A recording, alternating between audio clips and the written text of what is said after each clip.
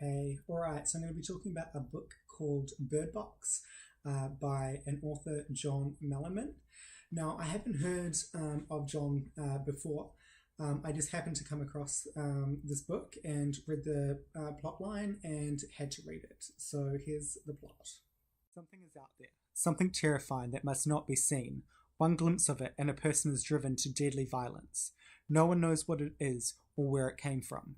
5 years after it began, a handful of scattered survivors remains, including Mallory and her 2 young children.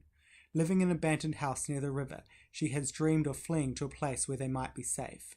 Now that the boy and girl are 4, it's time to go, but the journey ahead will be terrifying.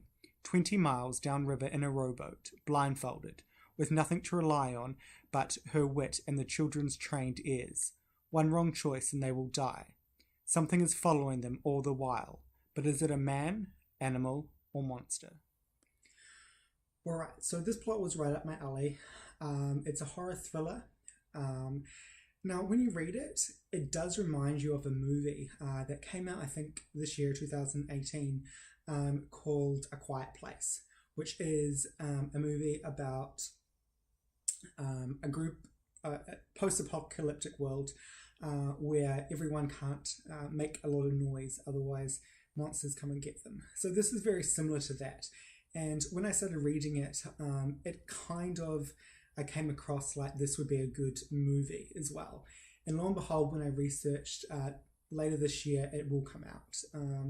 Here's some stats for you to look at. Yeah, so it's got some big names in it. I'm definitely going to be watching that movie, even though I've read the book.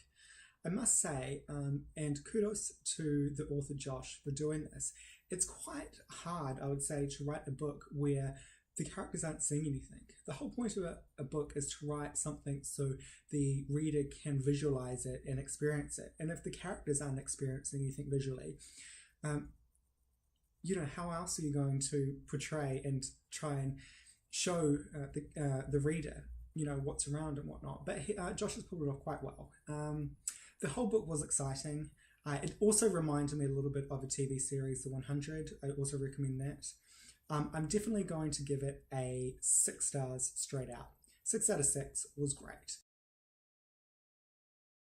100% recommend it. I'll even read another book of Josh's. Here's some other ones that he has written. If you want to check them out. Other than that, happy reading.